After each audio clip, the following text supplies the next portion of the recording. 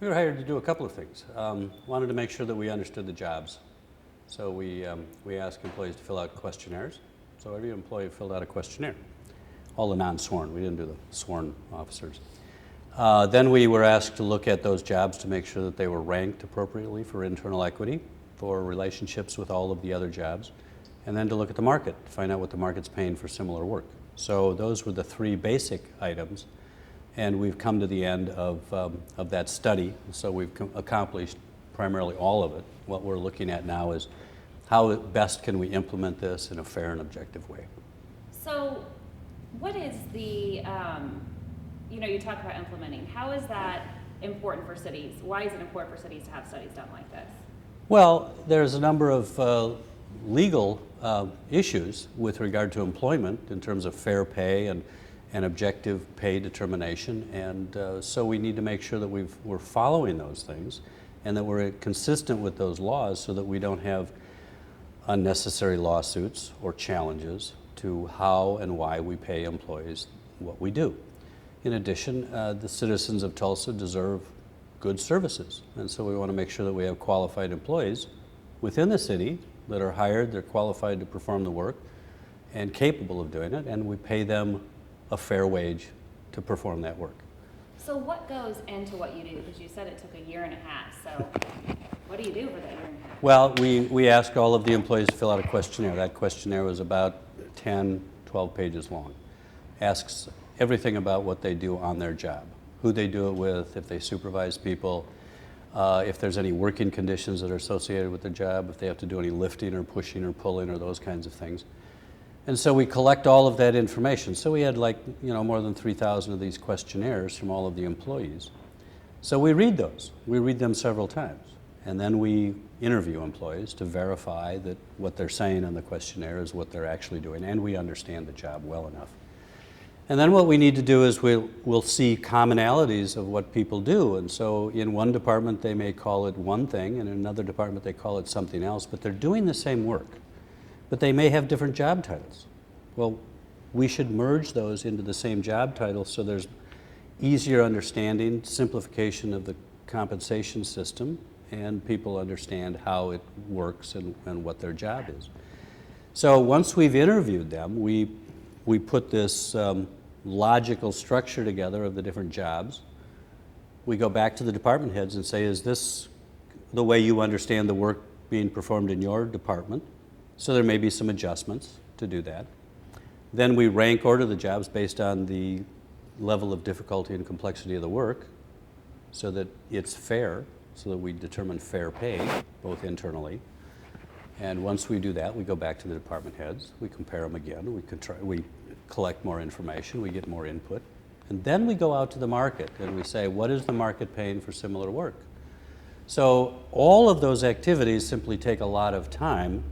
I don't know how many hours we put into it, but it's in several, 100, maybe 1,000 hours or so that we put into it. And then at the end of it, we have a salary range for employees. We have a job description that adequately describes what they do, and we've allocated people to the right job description based on their duties and responsibilities and the market data that we have collected. So. Okay. Oh, thank you. Oh, yeah. No, that's good, since it's echoing here. Okay. Well, it is very thorough. Well, it takes time. Yeah, it sounds like it. So what are your preliminary findings?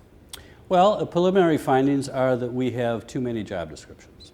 There was too much distinctions of different levels of work when there really wasn't any distinctive differences between work. So we went from 600 or so job descriptions down to about 160 or so. Now, we didn't change anybody's job, we just saw that they were doing the same work, so we classified them and titled them the same. The second thing is when we went to the market, we found that the city was paying a little bit less than the market. And we looked locally, public sector, private sector, nationally, and regionally in similar organizations, similar cities, and for some jobs in the private sector in the local Tulsa area, and nationally and regionally, and found that the city is paying a little bit less, not significantly less than what the market is paying.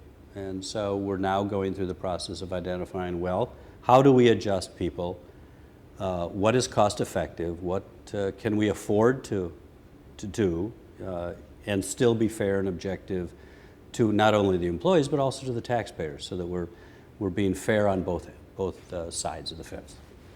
Is that kind of a hard proposal? You mentioned, paying more.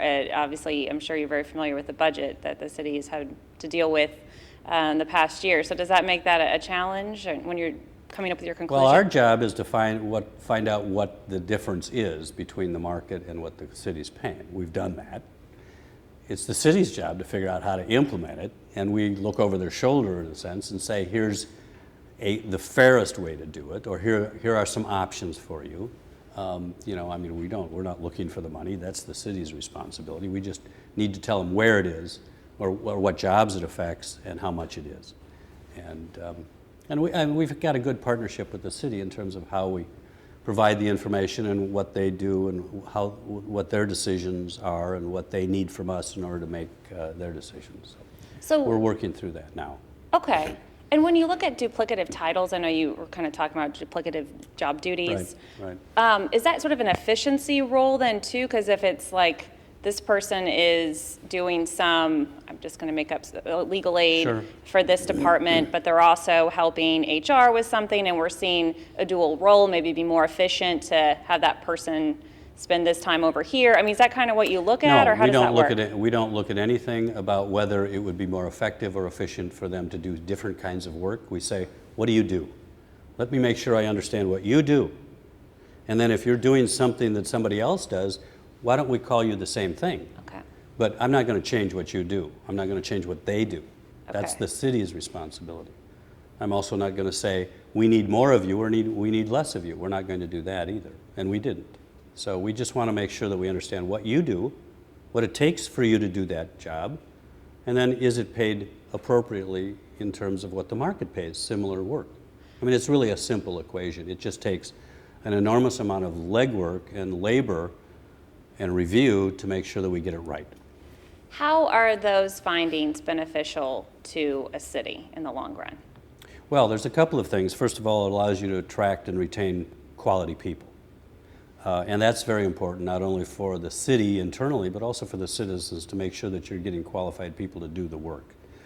Secondly, by going through this process, it makes it more administratively efficient, so that there's a lot of back work that happens in human resources and in finance and in other departments to make sure that we're paying people fairly, they're in the right job classification, and that we've categorized them in the appropriate way and paid them in the appropriate wage range.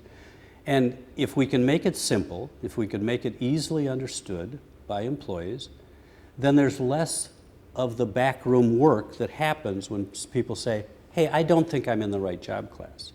So if we put you in a category and it's easy for you to understand that, how you got there and why you got there and the criteria that got you there, you're less likely to say something's fishy. And it's less likely to say, HR, I need you to look at my job again. Because that takes time and effort and time away from things that could be focusing on how do we develop you further as an employee? How do we make you more capable of doing the work that you are? How do we get you to the next job, or the job that perhaps is the best job for you given your talents and experience? Okay, that makes sense. So if you have basically if you have tons of different roles and they're all duplicative with different titles, it's harder to follow some of maybe the core objectives. It's confusing. Yeah. It raises questions. It raises suspicions by employees. The more suspicion, the more less clear things are, the more people are going to say, I don't think I'm classified right. I don't think I'm paid right. And that leads to morale issues, turnover, unnecessary turnover in some cases, slowdown in work. These are natural employee reactions that happens in every organization. If they don't trust how you get paid, they're going to question whether they should put the effort forward for the organization. And looking at, I know you said it's a little below market employees are, is there a percentage, like 5%, 10% below? Somewhere in there. Somewhere in there? Somewhere between 5 and 10? Yes. Okay, okay. And so now the final steps, so basically from here till the final document is complete, till the study is complete, what will you be doing?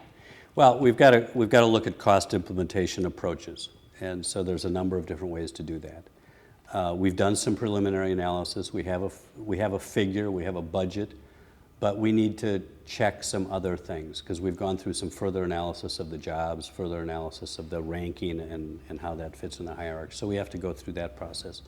Once that is kind of set in, and everybody's comfortable with that, we have some other administrative things to do. The civil service has to review and approve the classification structure. The mayor has to approve it. It needs to. We need to determine when it should be implemented. In other words, when should we start the implementation? Should that be start of the year or some other time? So there's a number of administrative things that have to go on, even from this date forward.